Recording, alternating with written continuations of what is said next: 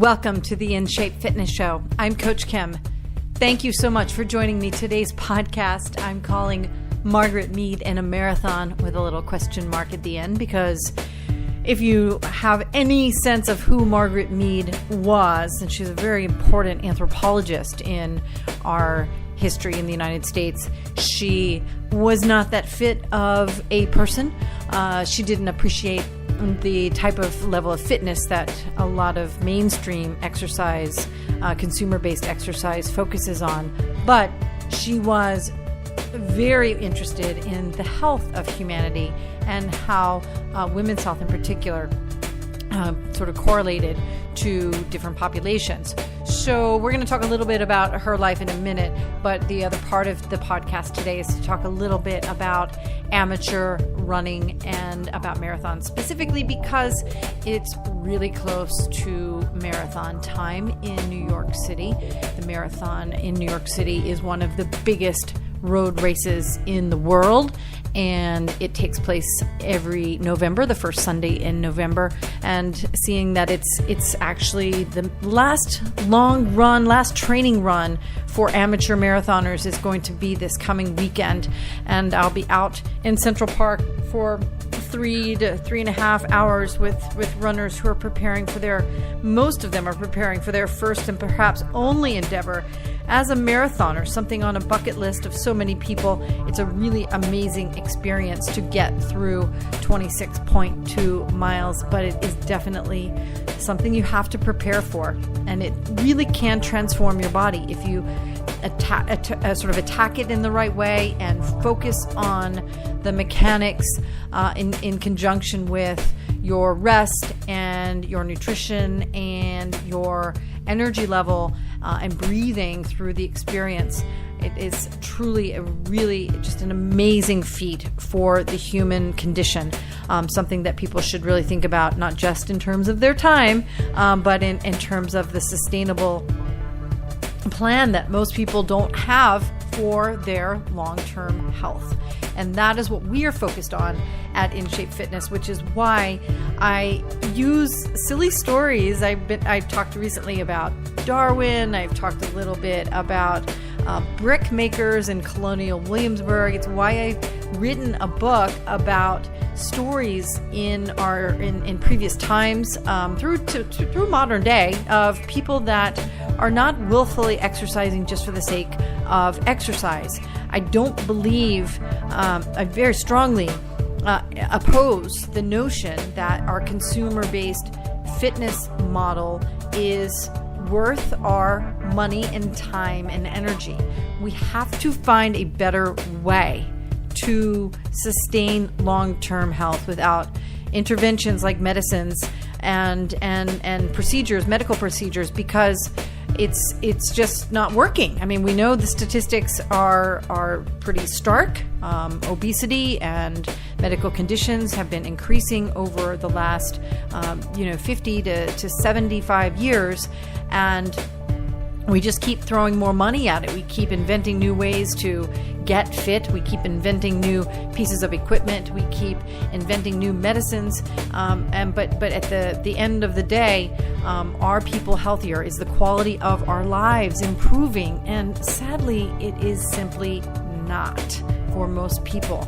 It's still really difficult to figure out how to sustain long-term health without these medical interventions. So take a couple of deep breaths. That's a deep subject, right? It's really even beyond my expertise level and or sort of comprehension, really, to sort of think about the notion of this paradox that we have such focused spending through our government agencies and through insurance and then through our general consumer sort of fitness model of buying gym memberships, buying pieces of equipment, buying new shoes, buying massages, buying personal trainers, the things that I do, but always focused on, throwing down your credit card and paying for something relative to the real hard statistics of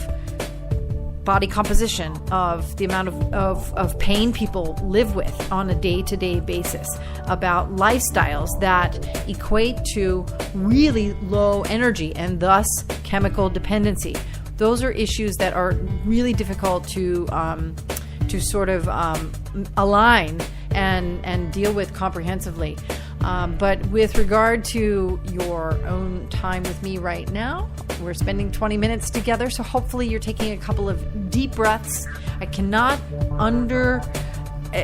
overstate the importance of taking the time you need to take to inhale and exhale deeply, to activate the nasal passages in, through, and down into your lung capacity, and how that significant exchange of incoming gases, taking the oxygen in and using it to benefit the tissues in your body, in your bloodstream, through cellular respiration, and then bellowing air out through your mouth completely, utilizing your diaphragm to really get those carbon dioxide waste gases out of your body as a function of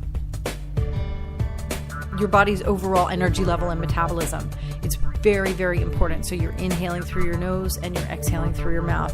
The next really important thing, and this is something that I try to teach marathon runners, is to time your breath pattern in a way as you're moving. This could be applied to walking or running or bicycling. Anytime you're ambulating, I call it pivoting, P-I-V-O-T, pivoting. You're moving your legs, your left leg, your right leg, your left leg, your right leg. You want to alternate your breathing pattern so that you can exhale on the right foot than the left foot. You don't always want to exhale on one leg, but most people do. And if you think about it, because you don't think about it, take a second to think about it. If you are inhaling and then you exhale as you plant your foot down on your exhale, which is your dominant leg, for most people that means you plant your right foot down as you take that breath out. Your breath goes out as you put your foot down. And if it's always on the same leg, guess what happens? You don't have balance on the two sides of your body. So we talk a lot about with marathoners, particularly amateur marathoners, the value of respiration, especially as the race gets really difficult. And once you are past, if you live in New York City and you have a sense of this, when you get to Manhattan in the race, right? So the New York City Marathon is a race that travels the runners traveling in all 5 boroughs. We start in Staten Island, and then you run across a bridge into Brooklyn, and then running through Brooklyn for quite a long ways, almost the first half of the race is in Brooklyn, and then over to Queens, and then as you leave Queens, you run across the Queensboro or Robert Kennedy Bridge into Manhattan. And when you get to that point, it is sort of the 3-hour-ish time period for most people. That is almost the point where it is really the point where you're going to start feeling the sense of that wall, where the pain sets in, where you want to walk, or you do walk in many cases. But this is when getting the oxygen into your bloodstream to help your muscles continue to function and the rest of your soft tissues is really important. So if you inhale as you take 3 steps, you can exhale when you take 2 steps. 3, 2 breathing. And that will force your legs to alternate the step down on your initial exhale movement. So that's a really important thing that you can practice, and you can practice right now. Actually, if you're standing up, you can take a couple of deep breaths and then jog in place, or maybe do a march or a skip in place. These are all things that you don't need money to do. you can put shoes on even if you're not running the New York City Marathon. I hope you consider the value in just autonomy over your own existence, over your own body. And I'll tell you, getting up and doing something first thing in the morning, not getting up and necessarily going out for a 1-hour jog, but getting up and moving around, even if you don't leave your space, but doing something to warm up your body, to activate the tissues that live inside of yourself. And then the ones that are not even part of you, right? You're a host to all of these really amazing parasites that help your body function.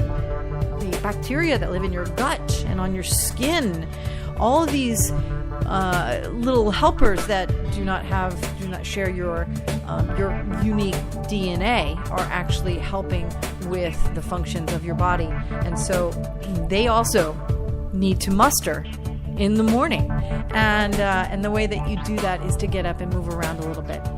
Now, I want to go and talk a little bit about Margaret Mead as you are maybe marching a little bit. We're going to talk more about some exercises that you can do. We're going to do a balance exercise in a second, and then I'm going to have you get on the floor, and we're going to do a couple of exercises related to the position known as prone. So that's the position you might not think fondly of, but it is a plank, something that we call an exercise called the plank, where you activate a lot of the muscles, all of the muscles really, in your trunk space. And I'll talk about how to do that and how to modify it if you cannot do the hardcore plank that you probably see people do in boot camps and on fitness shows and whatnot. So Margaret Mead, going back to her though, but because it's relevant to, hopefully, if you're listening to this, it's because you're interested in fitness, but you're probably not fit or not as fit as you want to be, right? So you're interested in some way to develop a sustainable program for yourself, to develop a sustainable set of habits that you can try. And you can try a lot of things and not necessarily find your way to, a rhythm that suits your life.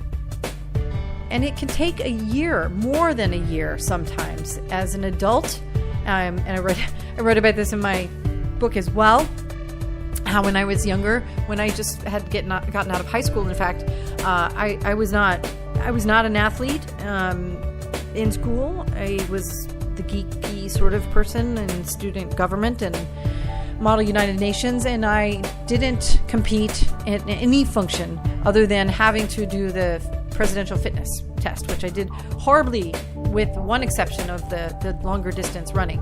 But my boyfriend out of high school, made a comment at some point about how I was gonna, end up sort of doughy as an adult, and how offended I was at this. And then I got to, college, and there was dorm food and that whole life, and then so I was a little bigger, and then in my first job out of college, I was really skinny. In fact, probably too skinny. I was basically living on a diet of fat-free food in the 90s and living my life on the Stairmaster, which a lot of people do, sadly, spend all this time at physical fitness facilities. And then I had a family. I had a child, and once I became a mom, I realized that I needed to teach my health habits to someone else.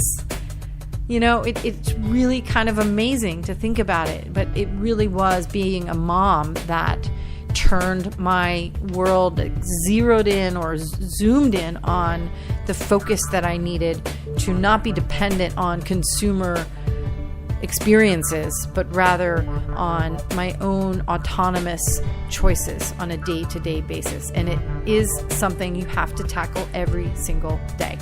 Margaret Mead, as I said before, she was not a fit woman. She wasn't a mom either. She was not a fit person, but she studied cultures, was very committed to studying primitive cultures and strong women who led communities, who collaborated with lots of other cultures around the world, in Southeast Asia, in and around World War II.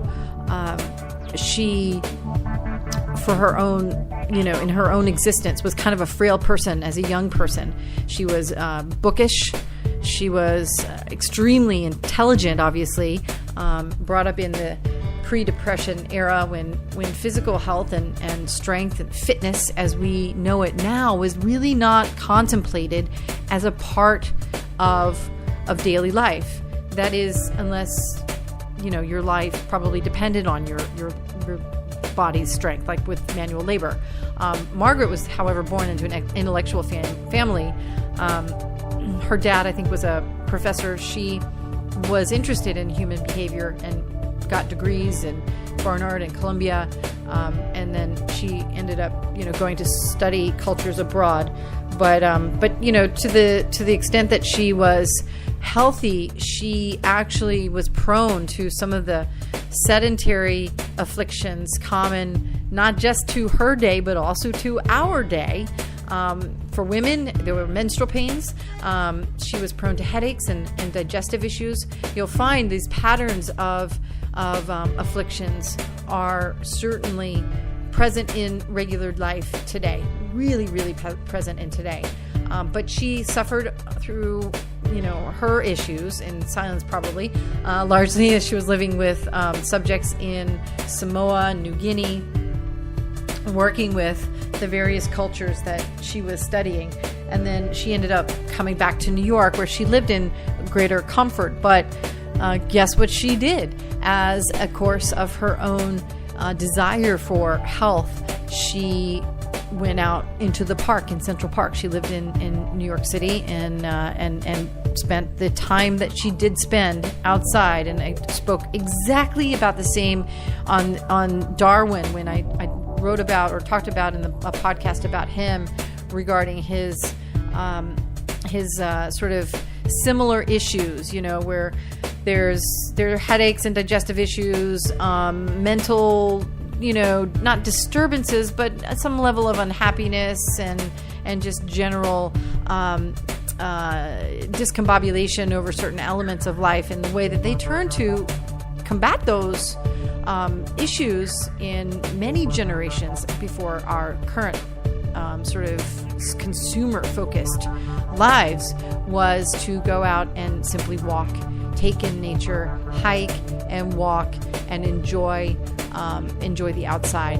And that ties us back to the marathon, because I think if there is a consumer-based element of fitness that is really genuine in terms of the sustainability for it beyond the consumer experience, beyond that which you may have put your credit card down to pay for, but where you can learn, embody, and internalize the habits that make a big difference to your life over decades to come.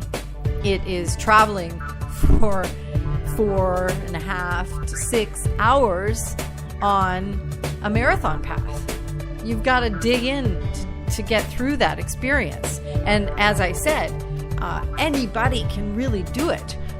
You've been marching a little bit. I promised you that we were going to do a balance exercise. So the balance exercise that I want you to try if you're standing up is something we call the lighthouse. I do this a lot. You probably, if you've heard these other podcasts, you stand up really tall, take a second to adapt the postural systems check.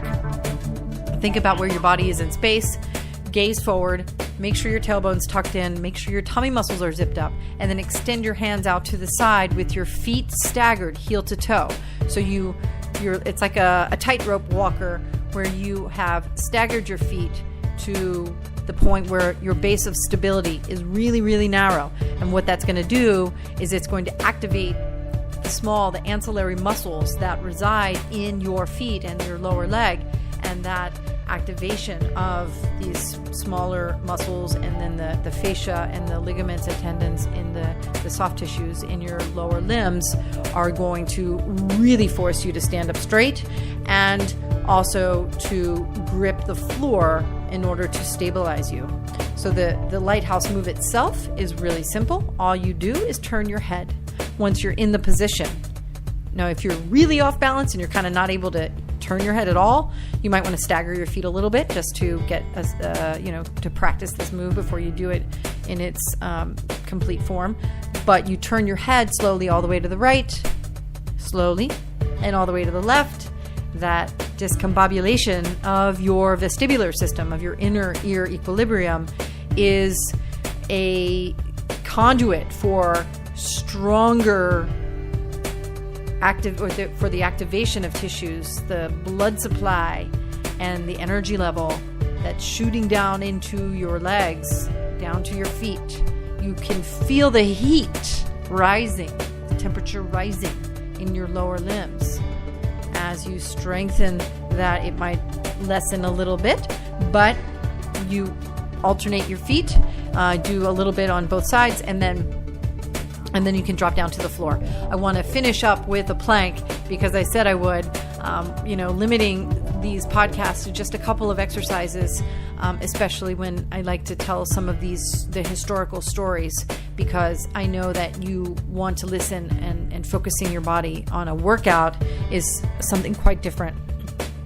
I certainly want to make sure, however, that if you're interested, in a workout, that my team and I put together customized workouts for people all the time. I could even, if you want, you can contact bodybyinshape.com, send a note to our team.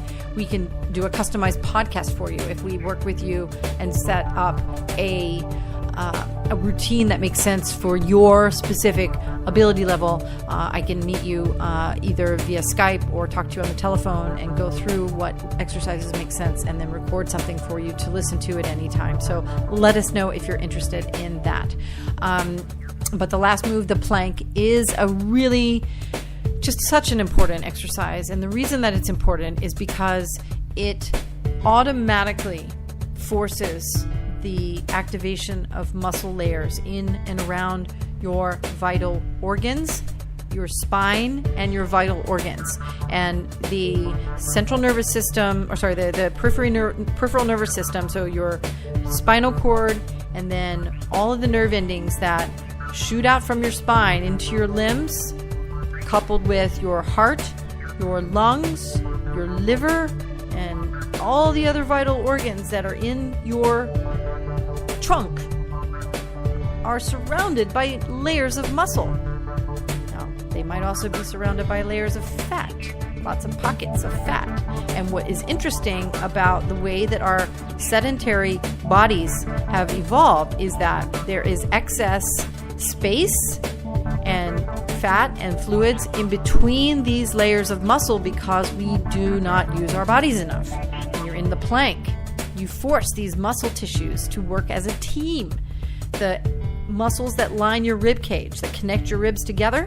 Then there's the transverse abdominis, known as like the corset that wraps your rib cage around the outside. And then there are obliques, and then the rectus abdominis and the erector spinae muscle that are the front and the back muscles. All those muscle layers have to work together as a functional team in order to maintain the stability of your body in the plank position. Whether you're doing it on your elbows or your hands, the plank is an amazing exercise, and you should be able to hold the position for a minute if you are a generally healthy adult. So give that a shot, give me a shout, and I'll be back again next week with another episode of the In Shape Fitness Show. Have a great day.